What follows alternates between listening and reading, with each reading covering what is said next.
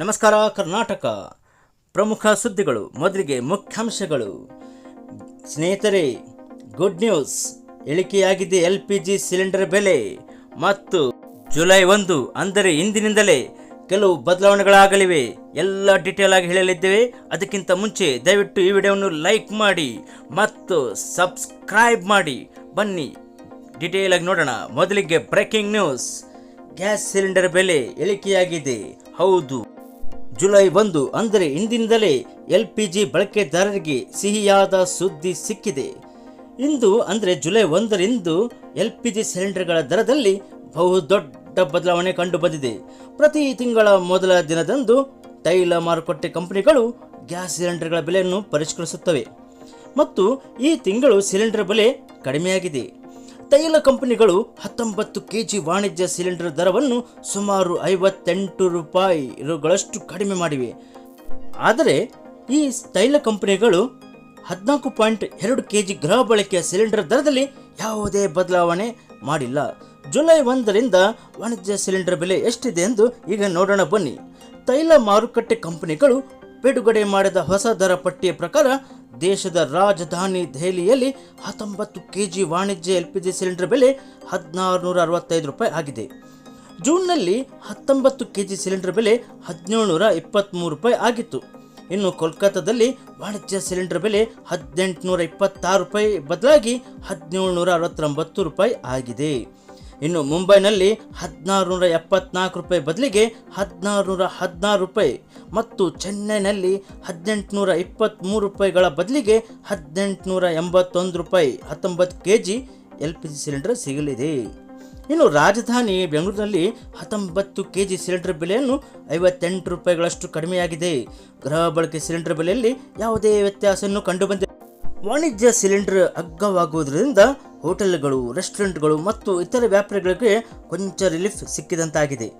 June 2025, May 2025 ಮತ್ತು April 2025ರಲ್ಲಿ ವಾಣಿಜ್ಯ ಸಿಲಿಂಡರ್ಗಳ ಬೆಲೆ ಕಡಿಮೆಯಾಗಿತ್ತು. ಇನ್ನು ಜೂನ್ನಲ್ಲಿ 24 ರೂಪಾಯಿ, ಮೇ ತಿಂಗಳಲ್ಲಿ 14 ರೂಪಾಯಿ ಮತ್ತು ಏಪ್ರಿಲ್ನಲ್ಲಿ 41 ರೂಪಾಯಿಗಳಷ್ಟು ಬೆಲೆ ಕಡಿಮೆಯಾಗಿತ್ತು. ಇದೀಗ ಜುಲೈನಲ್ಲಿ 58 ರೂಪಾಯಿ ಕಡಿಮೆಯಾಗಿದೆ. ಇನ್ನೊಂದು ಪ್ರಮುಖವಾದ ಎಕ್ಸೈಟಿಂಗ್ ನ್ಯೂಸ್ ಬಗ್ಗೆ ಹೇಳಬೇಕೆಂದರೆ, ಸ್ನೇಹಿತರೆ ಗಮನಿಸಿ, ಜುಲೈ 1 ಅಂದರೆ ಇಂದಿನಿಂದ ಬದಲಾಗಲಿವೆ 7 ಪ್ರಮುಖ ನಿಯಮಗಳು. ಹೌದು, ಜುಲೈ 1ರಿಂದ ಕನಿಷ್ಠ 7 ಪ್ರಮುಖ ಬದಲಾವಣೆಗಳು ಸಂಭವಿಸಲಿವೆ. ಇದು ನಿಮ್ಮ ಜೇಬಿನ ಮೇಲೆ ದೊಡ್ಡ ಪರಿಣಾಮ ಬೀರಬಹುದು. ಜುಲೈ 1ರಿಂದ ಕ್ರೆಡಿಟ್ ಕಾರ್ಡ್ ಪಾವತಿ, ಆನ್ಲೈನ್ ವ್ಯಾಲೆಟ್ ವಹಿವಾಟು ಮತ್ತು ಪ್ಯಾನ್ ಕಾರ್ಡ್ನಂತಹ ಪ್ರಮುಖ ಕೆಲಸಗಳಿಗೆ ನಿಯಮಗಳು ಕೆಲವು ಬದಲಾಗುತ್ತಿವೆ. ಮತ್ತೊಂದೆಡೆ ರೈಲ್ವೆ ಜುಲೈ 1ರಿಂದ ಹೊಸ ದರಗಳನ್ನು ಜಾರಿಗೆ ತರುತ್ತಿದೆ. ಅಷ್ಟೇ ಅಲ್ಲದೆ ಇದು ದೂರದ ಪ್ರಯಾಣ ಮಾಡುವ ಪ್ರಯಾಣಿಕರ ಜೇಬುಗಳನ್ನು ಸಡಿಲಗೊಳಿಸಲಿದೆ. ಇದರ ಹೊರತಾಗಿಯೂ ಜುಲೈ 1ರಿಂದ LPG ಸಿಲಿಂಡರ್ಗಳ ಬೆಲೆಯನ್ನು ಸಹ ನವೀಕರಿಸಲೇಬಹುದು. ಈ ಎಲ್ಲ ಬದಲಾವಣೆಗಳ ಬಗ್ಗೆ ಮಾಹಿತಿ ನೀಡಲಿದ್ದೇವೆ. ಮೊದಲಿಗೆ LPG ಸಿಲಿಂಡರ್ ಬಗ್ಗೆ ನೋಡೋಣ. LPG ಸಿಲಿಂಡರ್ಗಳ ಹೊಸ ದರಗಳನ್ನು ಜುಲೈ 1ರಂದು ಬಿಡುಗಡೆ ಮಾಡಲಾಗುವುದು. ಜೂನ್ 1ರಂದು 19 kg ವಾಣಿಜ್ಯ LPG ಸಿಲಿಂಡರ್ನ ಬೆಲೆಯನ್ನು ಕಡಿತಗೊಳಿಸಲಾಗಿತ್ತು. ದೆಹಲಿಯಿಂದ ಕೋಲ್ಕತ್ತಾಗೆ ಈ ಸಿಲಿಂಡರ್ ಸುಮಾರು 25 ರೂಪಾಯಿಗಳಷ್ಟು ಅಗ್ಗವಾಗಿತ್ತು. ಅದೇ ಸಮಯದಲ್ಲಿ ಆಗಸ್ಟ್ 1, 2024ರಿಂದ ದೇಶೀಯ ಅನಿಲ ಸಿಲಿಂಡರ್ ಅಂದರೆ 14 kg LPG ಸಿಲಿಂಡರ್ನ ಬೆಲೆಯಲ್ಲಿ ಯಾವುದೇ ಬದಲಾವಣೆ ಆಗಿದ್ದಿಲ್ಲ. ಇನ್ನು ಎರಡನೇ ಪ್ರಮುಖ ಸುದ್ದಿ ಅಂದರೆ ATM ಶುಲ್ಕ. ಹೌದು, ATM ಬಳಸುವುದು ಈಗ ಹೆಚ್ಚು ದುಬಾರಿಯಾಗಲಿದೆ. ICICI ಬ್ಯಾಂಕ್ ಗ್ರಾಹಕರು ಈಗ ಒಂದು ತಿಂಗಳಲ್ಲಿ 3ಕ್ಕೂ ಹೆಚ್ಚು ಬಾರಿ ಬೇರೆ ಬ್ಯಾಂಕಿನ ATMನಿಂದ ಹಣವನ್ನು ಹಿಂತೆಗೆದುಕೊಂಡರೆ ಪ್ರತಿ ಹೆಚ್ಚುವರಿ ವಹಿವಾಟಿಗೆ ಶುಲ್ಕವನ್ನು ವಿಧಿಸಲಾಗುತ್ತದೆ ಎಂದು ಹೇಳಲಾಗುತ್ತಿದೆ. ಇನ್ನು ಮೂರನೆಯ ಪ್ರಮುಖ ಬದಲಾವಣೆ ಎಂದರೆ ಪ್ಯಾನ್ ಮತ್ತು ಆಧಾರ್ ಲಿಂಕ್ ಕಡ್ಡಾಯವಾಗಲಿದೆ. ಹೌದು, ಈಗ ನೀವು ಆಧಾರ್ ಕಾರ್ಡ್ ಇಲ್ಲದೆ ಹೊಸ ಪ್ಯಾನ್ ಕಾರ್ಡ್ ಪಡೆಯಲು ಸಾಧ್ಯವಾಗುವುದೇ ಇಲ್ಲ. ಪ್ಯಾನ್ ಕಾರ್ಡ್ ಪಡೆಯಲು ಆಧಾರ್ ಕಾರ್ಡ್ ಒದಗಿಸುವುದು ಕಡ್ಡಾಯಗೊಳಿಸಲಾಗಿದೆ. ನೀವು ಈಗಾಗಲೇ ಪ್ಯಾನ್ ಮತ್ತು ಆಧಾರ್ ಎರಡನ್ನೂ ಹೊಂದಿದ್ದರೆ ಅವುಗಳನ್ನು ಲಿಂಕ್ ಮಾಡುವುದು ಸಹ ಅಗತ್ಯವಾಗಿದೆ. ಇದಕ್ಕಾಗಿ ಡಿಸೆಂಬರ್ 31, 2025ರವರೆಗೆ ಸಮಯವನ್ನು ನೀಡಲಾಗಿದೆ. ಸಮಯಕ್ಕೆ ಲಿಂಕ್ ಮಾಡಲು ವಿಫಲವಾದರೆ ದಂಡ ವಿಧಿಸಬಹುದು ಅಥವಾ ಪ್ಯಾನ್ ಕಾರ್ಡ್ ಅಮಾನ್ಯವಾಗಬಹುದು. ಇನ್ನು ನಾಲ್ಕನೆಯ ಪ್ರಮುಖ ಬದಲಾವಣೆ ಎಂದರೆ ರೈಲ್ವೆ ದರ ಹೆಚ್ಚಳವಾಗಲಿದೆ. ಹೌದು, ಭಾರತೀಯ ರೈಲ್ವೆ ಪ್ರಯಾಣಿಕರ ದರವನ್ನು ಹೆಚ್ಚಿಸಲಿದೆ. ಕೊರೋನಾ ಸಾಂಕ್ರಾಮಿಕ ರೋಗದ ನಂತರ ದರ ಹೆಚ್ಚುತ್ತಿರುವುದು ಇದೇ ಮೊದಲು. AC ಅಲ್ಲದ ಅಂದರೆ ಸ್ಲೀಪರ್ ಅಥವಾ ಸಾಮಾನ್ಯ ವರ್ಗ 1 ಪೈಸೆ ಪ್ರತಿ ಕಿಲೋಮೀಟರ್ಗೆ ಏರಿಸಲಾಗುತ್ತಿದೆ. ಇನ್ನು AC ಕೋಚ್ 2 ಪೈಸೆ ಪ್ರತಿ ಕಿಲೋಮೀಟರ್. ಅಂದರೆ 500 ಕಿಲೋಮೀಟರ್ ವರೆಗಿನ 2ನೇ ದರ್ಜೆಯ ಪ್ರಯಾಣದಲ್ಲಿ ಯಾವುದೇ ಹೆಚ್ಚಳವಿಲ್ಲ ಮತ್ತು 500 ಕಿಲೋಮೀಟರ್ಗಿಂತ ಹೆಚ್ಚು ಕಿಲೋಮೀಟರ್ 2ನೇ ದರ್ಜೆಯ ಪ್ರಯಾಣವು 5 ಪೈಸೆ ಪ್ರತಿ ಕಿಲೋಮೀಟರ್ ಆಗುತ್ತದೆ. ಇನ್ನು ಮಾಸಿಕ ಸೀಸನ್ ಟಿಕೆಟ್ ಮತ್ತು ಉಪನಗರ ರೈಲುಗಳ ದರಗಳು ಯಾವುದೇ ಬದಲಾವಣೆ ಆಗಿಲ್ಲ. ಇನ್ನು ರೈಲು ಟಿಕೆಟ್ ಬುಕಿಂಗ್ನಲ್ಲಿ OTP ಕಡ್ಡಾಯವಾಗಲಿದೆ. ಹೌದು, ರೈಲ್ವೆ ಟಿಕೆಟ್ ಬುಕಿಂಗ್ನಲ್ಲಿ ಈಗ OTP ಕಡ್ಡಾಯವಾಗಲಿದೆ. ರೈಲ್ವೆ ಇಲಾಖೆಯು ಈಗ ತ್ವರಿತ ಟಿಕೆಟ್ ಬುಕಿಂಗ್ಗಾಗಿ ಮೊಬೈಲ್ನಲ್ಲಿ OTP ಕಳಿಸುತ್ತದೆ. OTP ಪರಿಶೀಲಿಸಿದ ನಂತರವೇ ಬುಕಿಂಗ್ ಪೂರ್ಣಗೊಳ್ಳುತ್ತದೆ. ಏಜೆಂಟರ ಮೇಲೆ ಈಗ ನಿಷೇಧ ಏರಲಿದೆ.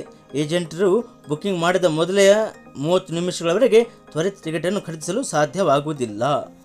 ಇನ್ನು 6ನೇ ಪ್ರಮುಖ ಬದಲಾವಣೆ ಎಂದರೆ ಕ್ರೆಡಿಟ್ ಕಾರ್ಡ್ ಮತ್ತು ವ್ಯಾಲೆಟ್ ಮೇಲೆ ಹೊಸ ಶುಲ್ಕ ಬರಲಿದೆ. ಹೌದು, HDFC ಬ್ಯಾಂಕ್ ಕ್ರೆಡಿಟ್ ಕಾರ್ಡ್ ಬಳಕೆದಾರರಿಗೆ ಕೆಲವು ಹೊಸ ಶುಲ್ಕಗಳನ್ನು ಜಾರಿಗೆ ತಂದಿದೆ. ಈಗ ನೀವು Dream11, MPL ಅಥವಾ ರಮ್ಮಿ ಕಲ್ಚರ್ನಂತಹ ಗೇಮಿಂಗ್ ಅಪ್ಲಿಕೇಶನ್ನಲ್ಲಿ 1 ತಿಂಗಳಲ್ಲಿ ₹10,000ಕ್ಕಿಂತ ಹೆಚ್ಚು ಖರ್ಚು ಮಾಡಿದರೆ ನಂತರ ಶೇಕಡ 1 ಹೆಚ್ಚುವರಿ ಶುಲ್ಕವನ್ನು ಪಾವತಿಸಲೇಬೇಕಾಗುತ್ತದೆ. ಇನ್ನು ಪೇಟಿಎಂ, ಮೊಬಿಕ್ವಿಕ್ ಮತ್ತು ಫ್ರೀಚಾರ್ಜ್ನಂತಹ ವ್ಯಾಲೆಟ್ಗಳಲ್ಲಿ ₹10,000ಗಿಂತ ಹೆಚ್ಚಿನ ಹಣವನ್ನು ಲೋಡ್ ಮಾಡಲು ಸಹ ಅದೇ ಶುಲ್ಕವನ್ನು ವಿಧಿಸಲಾಗುತ್ತದೆ. ಇದಲ್ಲದೆ ಯುಟಿಲಿಟಿ ಬಿಲ್ ಅಂದರೆ ವಿದ್ಯುತ್, ನೀರು, ಅನಿಲ ಇತ್ಯಾದಿ ಪಾವತಿಯು ₹50,000ಕ್ಕಿಂತ ಹೆಚ್ಚಿದ್ದರೆ ಅಲ್ಲಿಯೂ ಹೆಚ್ಚುವರಿ ಶುಲ್ಕವನ್ನು ವಿಧಿಸಲಾಗುತ್ತದೆ. ಇದೇ ಸಮಯದಲ್ಲಿ 1 ತಿಂಗಳಲ್ಲಿ ಇಂಧನಕ್ಕಾಗಿ ₹15,000ಗಿಂತ ಹೆಚ್ಚು ಖರ್ಚು ಮಾಡಿದರೂ ಸಹ 1% ಶುಲ್ಕವನ್ನು ಪಾವತಿಸಲೇಬೇಕಾಗುತ್ತದೆ. ಇನ್ನು 7ನೇ ಪ್ರಮುಖ ಬದಲಾವಣೆ ಎಂದರೆ ಕ್ರೆಡಿಟ್ ಕಾರ್ಡ್ ಬಿಲ್ ಪಾವತಿ ನಿಯಮಗಳು ಚೇಂಜ್ ಆಗಲಿವೆ. ಹೌದು, RBI ಕ್ರೆಡಿಟ್ ಕಾರ್ಡ್ ಬಿಲ್ ಪಾವತಿಯ ನಿಯಮಗಳನ್ನು ಬದಲಾಯಿಸಿದೆ. ಹೊಸ ನಿಯಮಗಳ ಪ್ರಕಾರ ಈಗ ಎಲ್ಲ ಕ್ರೆಡಿಟ್ ಕಾರ್ಡ್ ಬಿಲ್ಗಳನ್ನು ಭಾರತ ಬಿಲ್ ಪಾವತಿ ವ್ಯವಸ್ಥೆ ಅಂದರೆ BPS ಮೂಲಕ ಮಾತ್ರ ಪಾವತಿಸಬಹುದು. ಇದು ಫೋನ್ಪೇ, ಕ್ರೆಡಿಟ್ನಂತಹ ಪ್ಲಾಟ್ಫಾರ್ಮ್ಗಳ ಮೇಲೆ ಪರಿಣಾಮ ಬೀರಲಿದೆ. ಏಕೆಂದರೆ ಪ್ರಸ್ತುತ 8 ಬ್ಯಾಂಕುಗಳು ಮಾತ್ರ BPSನಲ್ಲಿ ಈ ಸೌಲಭ್ಯವನ್ನು ಪ್ರಾರಂಭಿಸಿವೆ. ಆದ್ದರಿಂದ ಈ 7 ಪ್ರಮುಖಗಳು ಬದಲಾವಣೆ ಆಗಲಿವೆ. ಗೆಳೆಯರೆ, ನಮ್ಮ ಈ ವಿಡಿಯೋ ಇಷ್ಟವಾದಲ್ಲಿ ದಯವಿಟ್ಟು ನಮ್ಮ ಚಾನಲನ್ನು ಲೈಕ್ ಮಾಡಿ ಮತ್ತು ಸಬ್ಸ್ಕ್ರೈಬ್ ಮಾಡಿ.